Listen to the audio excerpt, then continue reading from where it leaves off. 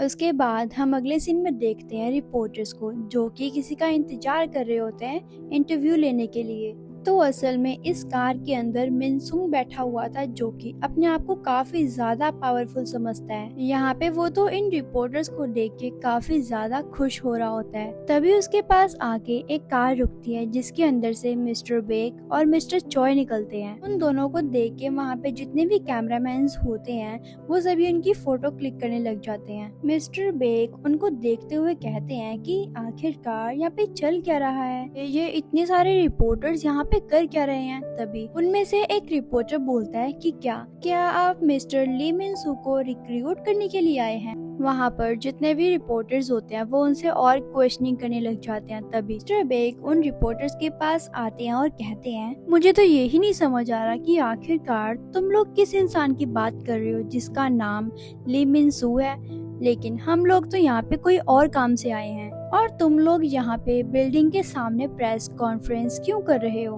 इस पर मिस्टर चॉय उन लोगों से कहते हैं कि मिस्टर ली ने ऑलरेडी पेंट गिल्ड के साथ कॉन्ट्रैक्ट साइन कर लिया है और वैसे भी हम लोग उस चीज के लिए यहाँ पे नहीं आए हैं, हम लोग तो यहाँ पे किसी और काम के लिए आए हैं, ये तो सबको पता लग ही गया होगा। ये बात सुनने के बाद रिपोर्टर्स कहते हैं, अरे यार ये क्या है, लेकिन वो सोचते हैं अपने मन में कि ये काम नहीं है तो फिर दूसरा काम क्या हो सकता है। भी यहाँ पे मिस्टर बेक और मिस्टर चॉय आपस में बहस करने लग जाते हैं इस बात को लेकर कि मिस्टर सांग जिन वू को ज्वाइन करवाना चाहिए, लेकिन मिस्टर बेक कहते हैं कि नहीं, सबसे पहले हमें हमारा जो गिल्ड है उसको बढ़ाने में ध्यान देना चाहिए। यहाँ पे हमारे जो बाकी लोग हैं हमें उन्हें और स्ट्रॉन्ग करना चाहिए। जिनवू को तो हम बाद में भी रिक्रूट कर ही सकते हैं ना, लेकिन मिस्टर चॉय कहते हैं कि नहीं, हमें अभी करना चाहिए। इसी बात को लेके इन दोनों के बीच में बहस होने लग जाती है। तभी यहाँ पे जो फिनगिल का मास्टर होता है वो यहाँ पे आ जाता है। अभी वो यहाँ पे इन दोनों से बोलता है कि क्या हुआ, तुम दोनों यहाँ पे मिंगसुंग के बारे में बात कर रहे हो ना। जिस पे वो दोनों कहते हैं, क्या क्या बकवास कर रहे हो तुम, हम दोनों उसके बारे में बात क्यों करेंगे। ये बात सुनने के बाद वो अपने मन में सोचता है क्या क्या गड़बड़ चल रहा है इन दोनों के बीच में। अभी हम देखते हैं कार के अंदर मिंगसुंग बैठा हुआ होता है और वो कहता है, मुझे तो विश्वास ही नहीं हो रहा कि आखिरकार कंट्री के बेस्ट गिल्ड मेरे लिए फाइट कर रहे हैं। वाह, लेकिन भाई इसको कौन बताए कि इसके लिए तो कोई बात भी नहीं कर रहा, ना ही इसके लिए कोई फाइट हो रही है, वो तो वहाँ पे जिन्वू को लेके फाइट हो रही है। तभी मिंगसुन कार से बाहर आता है। तभी वहाँ पे जितने भी रिपोर्टर्स होते हैं उसके आगे पीछे खड़े हो जाते हैं उसकी फोटो खींचने के लिए। अभी उन रिपोर्टर्स के पीछे खड़ा होता है जिन्वू। हाँ भाई जिन्वू वहाँ पे खड़ा होके कहता है कि इतनी भीड़ यहाँ पे चल क्या रहा है भाई। अपने मन में कहता है कि क्या इन लोगों को मेरे बारे में सारी बातें सच पता तो नहीं लग गई कि डंजन के अंदर क्या क्या हुआ था और कैसे कैसे। अभी जिन्वू कहता है कि नहीं, इनको देखने से तो ऐसा नहीं लग रहा है कि इनको मेरे बारे में पता लगा होगा।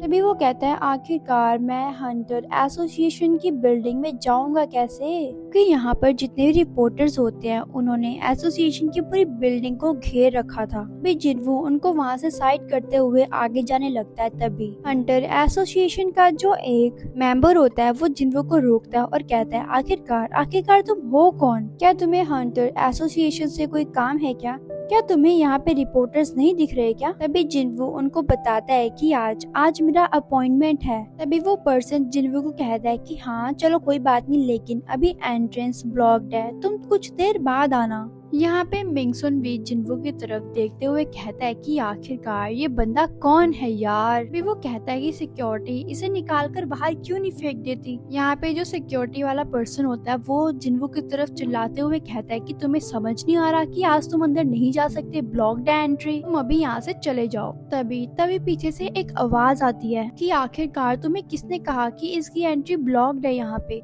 ये देखकर सभी लोग काफी ज्यादा हैरान हो जाते हैं कि आखिरकार जी कौन है। तभी वो देखते हैं वहाँ पे जो एसोसिएशन के चेयरमैन होते हैं वो आए हुए होते हैं। वो पर्सनली यहाँ पे जिन्वू को पिकअप करने के लिए आते हैं ताकि जिन्वू आज अपना टेस्ट करवा सके। यहाँ पे जो चेयरमैन होते हैं वो सभी को बताते हैं कि ये मेरा गेस्ट है। उसके बाद चेयरमैन मिनसुन को भी काफी ज्यादा सुनाते हैं। उसके बाद मिस्टर गोल जिन्वू को अंदर लेके चले जाते हैं अपने साथ। यहाँ पे तो रिपोर्टर्स भी ये देख के काफी ज्यादा हैरान होते हैं कि आखिरकार ये पर्सन है कौन जिसको मिस्टर चेयरमैन पिकअप करने के लिए आए। यहाँ पे मिंगसन भी सोच रहा होता है कि आखिरकार है कौन ये पर्सन जिसे मिस्टर चेयरमैन इतनी इज्जत दे रहे हैं।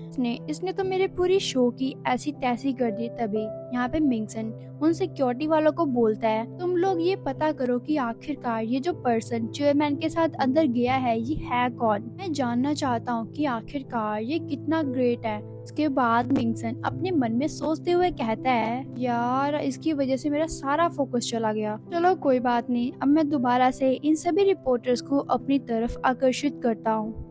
तभी मिंगसन उन सभी रिपोर्टर से कहता है कि मेरा जो इवैल्यूएशन है अभी स्टार्ट होने ही वाला है, तो बस अभी थोड़ी देर में ही मैं ऑफिसर से बात करता हूँ।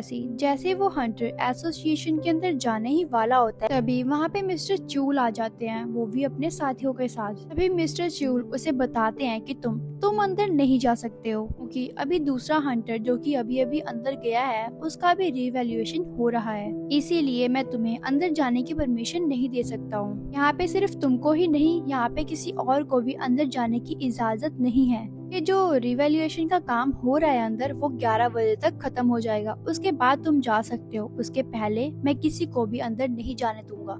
ये बात सुनने के बाद मिंगसन तो काफी ज्यादा गुस्से में आ जाता है और कहता है, क्या बकवास कर रहे हो तुम। तभी वो देखता है कि अभी तो 11 बजने में आधा घंटा बाकी है। इसका मतलब ये है कि मुझे अभी आधा घंटा बाहर वेट करना होगा। आखिरकार वो पर्सन है कौन जो अंदर गया है। हाँ चलो माना कि ये पर्सन अभी अभी रीअवेक्ट हुआ है, लेकिन आखिरकार वो कितना ज्यादा पावरफुल है। यहाँ तक कि चेयरमैन उसको खुद पर्सनली लेने के लिए आए थे और अब तो मुझे उसके लिए इंतजार भी कराया जा रहा है। भाई यहाँ पे मिंगसन गुस्सा करते हुए बोलता है कि तुम्हें दिख नहीं रहा क्या, पोर्टर्स मेरे इवैल्यूएशन के लिए मेरा वेट कर रहे हैं, लेकिन तुम तो मुझे कह रहे हो कि मैं 11 बजे के बाद ही यहाँ से जा सकता हूँ। यहाँ तक कि वो जो चेयरमैन है वो भी जानते हैं, लेकिन किसी ने भी मेरे ऊपर ध्यान नहीं दिया, ना ही मुझे अंदर जाने दिया जा रहा है। जिसके बाद मिंगसन मिस्टर च्यूल के करीब आता और कहता है, लिसन मेरी बात सुनो, तुम जानते हो ना कि मैं कौन हूँ। मैं हूँ ली मिनसुन। लेकिन यहाँ पे मिस्टर च्यूल तो उसकी बात का जवाब ही नहीं दे रहे होते। मिस्टर च्यूल उसे बोलते हैं, देख भाई तू 11 बजे के बाद ही अंदर जा सकता है, उसके पहले तो तू जाने का अंदर सोचियो भी मत। ये बात सुनने के बाद तो मिंगसन काफी ज्यादा गुस्से में आ जाता है और कहता है, क्या तुम जानते नहीं हो क्या कि यूजिन कंस्ट्रक्शन जो है वो हंटर एसोसिएशन का सबसे बड़ा स्पॉन्सर है। और क्या तुम जानते हो कि जो मेरे फादर हैं ली वॉन क्यून, वो यूजिन कंस्ट्रक्शन के वाइस प्रेसिडेंट हैं। और तुम तो सोच भी नहीं सकते कि हम लोग इस एसोसिएशन को कितने ज्यादा पैसे देते हैं और कितने ज्यादा रुपए देते हैं, और तुम मेरे साथ इस तरीके की हरकत कर रहे हो। क्या तुम्हें यहाँ पे कोई रिपोर्टर्स नहीं दिखाई दे रहे हैं क्या? जो भी कुछ तुम मेरे साथ कर रहे हो ना, इसका परिणाम काफी ज्यादा बुरा होने वाला है। जो भी कुछ होगा उसके बाद तुम मुझे ये मत बोलना कि ये क्या हो रहा है। जिसपे मिस्टर च्यूल ये सब कुछ सुनते हैं और कहते हैं, हाँ चलो ठीक है, जो होगा देखा जाएगा। यहाँ पे मिंगसन ये बात सुनकर सोचता है कि ऐसा कौन सा हंटर है यार वो जिसके कारण मेरी कोई इज्जत ही नहीं करी जा रही और ना ही इन रिपोर्टर्स की कोई इज्जत करी जा रही है। आखिरकार कौन है भाई वो? तभी मिस्टर च्यूल अपना चश्मा उतारते हुए कहते हैं, अगर मैंने तुम्हें इसका जवाब दे दिया तो तुम उसको हैंडल कर पाओगे जो भी मैं तुम्हें बताऊंगा। ये बात सुनने के बाद तो वो तो काफी ज्यादा हैरान हो जाता है और डर जाता है। और हम लोगों को तो ये मालूम ही है कि ये जो यूजिन कंस्ट्रक्शन है वो तो खुद जिन्वू के पीछे पड़ा हुआ है कि ताकि जिन्वू उनको ज्वाइन कर ले। यहाँ पे तो ये उनको धमकी दे रहा है कि ये यूजिन कंस्ट्रक्शन को जानता है। तभी हम बिल्डिंग के अंदर देखते हैं कि मिस्टर बेक और मिस्टर चॉय जिन्वू का इंतजार कर रहे होते हैं। यहाँ पे मिस्टर गो और मिस्टर सांग जिन्वू दोनों ही बिल्डिंग के अंदर एंटर कर गए होते हैं। तभी मिस्टर गो जिन्वू को बताते हैं कि ये दोनों हमारा घंटों से इंतजार कर रहे हैं और यहाँ तक कि हमको 2 साल से कोई भी एस रैंक का हंटर नहीं मिला है। और दूसरी तरफ यहाँ पे जो हंटर गिल्ड है वो तो खुद तुम्हारी स्ट्रेंथ का विटनेस है। उन्होंने तो खुद तुम्हारी स्ट्रेंथ देखी है कि कितनी ज्यादा है, तो इसीलिए ये दोनों यहाँ पर तुम्हें जरूर अपना गिल्ड ज्वाइन करवाने के लिए आए होंगे। तभी यहाँ पे जिन्वू के पास वो रिवैल्यूएशन करने वाला ऑफिसर आता है। वो जिन्वू का वेलकम करता है वो जिनवू को कहता है कि हम अपना रिवैल्यूएशन स्टार्ट करें उससे पहले आप मुझे अपनी स्किल्स दिखा दीजिए, जिसके बाद हम आपको कैटेगराइज कर सके। जो आपको स्किल्स आती हैं प्लीज हमें वो दिखा दीजिए। तभी यहाँ पे जिनवू भी रेडी हो जाता है, वो कहता है चलो ठीक है मैं दिखाता हूँ। तभी वहाँ पे जिनवू एक बीस्ट को समन करता है, जिसको देखने के बाद मिस्टर गो कहते हैं चलो ठीक है, लेकिन उनके साथ जो रिवैल्यूएशन करने वाला ऑफिसर होता है वो तो काफी ज्यादा हैरान हो जाता है, उसका तो मुंह खुला का खुला ही रह जाता है। यहाँ पे रिवैल्यूएशन करने वाला जो ऑफिसर होता है वो जिनवू से कहता है कि क्या तुम और भी बीस्ट को समन कर सकते हो। तभी यहाँ पे जिनवू कहता है नहीं। तभी मिस्टर गो अपने मन में सोच रहे होते हैं कि जिनवू मुझे पता है कि आपने अभी अपने सारे बीस्ट को समन नहीं किया है। तभी जिनवू अपने मन में सोच रहा होता है कि अरे यार मैं इन सभी के सामने झूठ बोल के करूंगा भी क्या, क्योंकि जो मैंने कारनामा किया है डंजन के अंदर वो तो सभी को पता लग ही गया होगा, इसीलिए इनसे कुछ भी छुपाया नहीं जा सकता। तभी जिनवू कहता है चलो ठीक है मैं तुम्हें दिखाई देता हूँ। जिसके बाद जिनवू जितने भी बीस्ट को समन कर सकता है वो वहाँ पे सभी बीस्ट को समन कर देता है।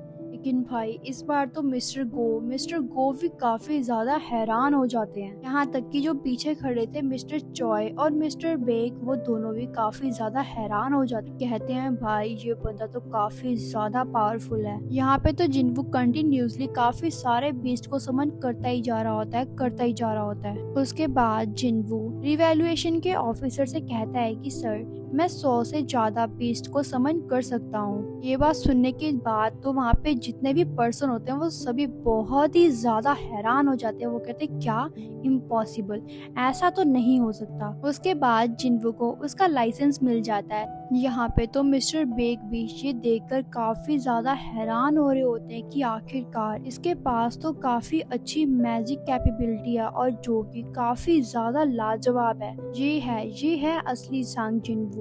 तभी वो कहते हैं कि जब मैंने इसको लास्ट टाइम देखा था तब तो ये इतना ज्यादा ताकतवर नहीं था। शायद आप सभी को याद होगा जो मिस्टर बेक हैं उनको जो सामने वाला हंटर होता है उनकी स्ट्रेंथ तो उनको समझ आ जाती है कि उस पर्सन से कितनी माना रिलीज हो रही है। जब mister Beck last time Jinwoo से मिले थे को इस बात की कंफ्यूजन तो थी कि जिनवू ताकतवर तो है लेकिन इतना भी नहीं है, लेकिन अब तो वो काफी ज्यादा ताकतवर हो चुका होता है, इसीलिए वो ये सब कुछ देख के काफी ज्यादा हैरान हो रहे होते हैं। तभी मिस्टर बेक जिनवू से कहते हैं कि जिनवू मुझे तुमसे कुछ काम है, लेकिन यहाँ पे तो जिनवू उनको भाव भी नहीं दे रहा होता। जिनवू उन्हें कहता है कि सॉरी मैं अभी थोड़ा बिजी हूँ। ये बात सुनने के बाद मिस्टर बेक और मिस्टर चॉय तो काफी ज्यादा हैरान होते हैं कि इसने हमें जवाब कैसे दे दिया। तभी मिस्टर बेक जिनवू से कहते हैं कि अगर मैं तुम्हारी जगह होता तो मैं इस तरीके से मना नहीं करता। जिनवू अपने मन में कहता है कि ये लोग क्या सोच रहे हैं, इनको क्या लगता है कि मैं इनकी बातों पे रिग्रेट करूंगा और वापस इनके पास चला जाऊंगा, कभी भी नहीं। तो छोड़ो यार इन लोगों को। तभी जिनवू यहाँ से बाहर चला जाता है और जैसे ही वो गेट खोलता है तो सामने खड़े होते हैं रिपोर्टर्स जो कि जिनवू की फटाफट फोटोज खींचने लग जाते हैं। ये सब कुछ देख के तो जिनवू काफी ज्यादा हैरान हो जाता है। वो कहता है अरे अरे ये लोग कहाँ से आ गए, आखिरकार यहाँ पे चल क्या रहा है। दूसरी तरफ हम जिनवू की सिस्टर को देखते हैं जहाँ पे उसकी सिस्टर के साथ उसकी फ्रेंड्स होती हैं। उसमें से एक फ्रेंड उसके सिस्टर को लाइव दिखाती है। वो कहती है कि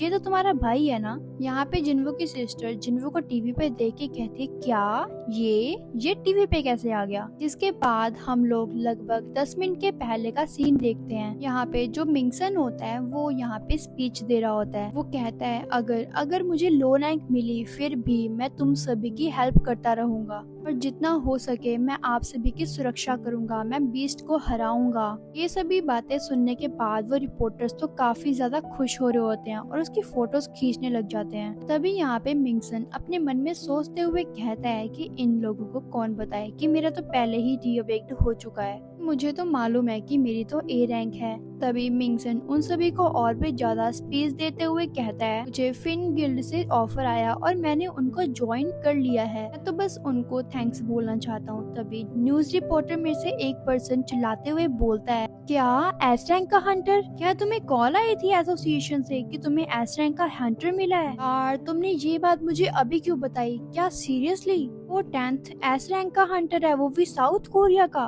उसका जो फेस है उसे रिवील कर दिया गया है और उसके बारे में सब कुछ बता दिया गया है। जिसके बाद वो जैसे ही फोटो चेक करता है वो देखता है ये तो सांग जिनवू है। ये बात तो काफी तेजी से सभी रिपोर्टर्स में फैल जाती है। तभी काफी रिपोर्टर्स कहते हैं कि यहाँ पर तो काफी बड़े बड़े हंटर्स आए थे और साथ ही में जिस हंटर को पर्सनली चेयरमैन लेने के लिए आए थे वो लोग तो यहाँ पे मिंगसन को लेने के लिए नहीं आए थे। यहाँ पे तो कोई और ही बात चल रही है। यहाँ पे जो लोग होते हैं वो मिंगसन को साइड कर देते हैं और तभी वहाँ पे एंट्री होती है मिस्टर सांग जिनवू की। तभी एकदम से गेट खुलता है। तभी वहाँ पे सामने सांग जिनवू खड़ा होता है और सभी रिपोर्टर्स उसकी फोटो खींचने लग जाते हैं। यहाँ पे जो भी जिनवू को जानने वाले होते हैं जैसे कि वो माइनिंग टीम का बॉस और भी काफी सारे लोग वो सभी न्यूज में देखते हैं जिनवू को और वो कहते हैं क्या ये यहाँ पे क्या कर रहा है। तभी वो लोग पढ़ते हैं और देखते हैं कि क्या ये तो जिनवू एस रैंक का हंटर है। और यहाँ पे जो लोग जिनवू को जानते थे वो सभी न्यूज देख रहे होते हैं क्योंकि हर एक न्यूज में यही चल रहा होता है कि हमें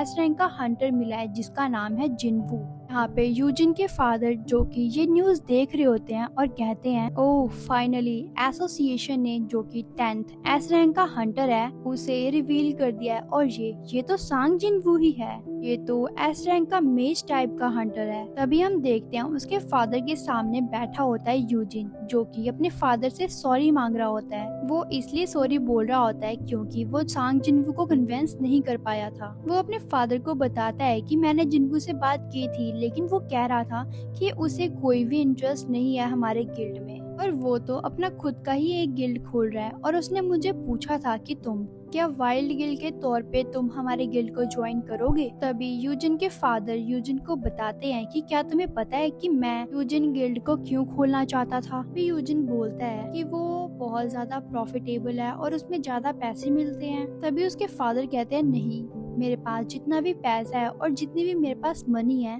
उससे तो मैं अपनी कई जिंदगियां बिता सकता हूँ लेकिन फिर भी मेरे पैसे खत्म नहीं होंगे। और तुम्हें क्या लगता है कि मैंने ये सब कुछ पैसे कमाने के लिए किया था? बिल्कुल भी नहीं। अगर मैं थोड़े और पैसे कमा भी लूंगा तो क्या ही होगा।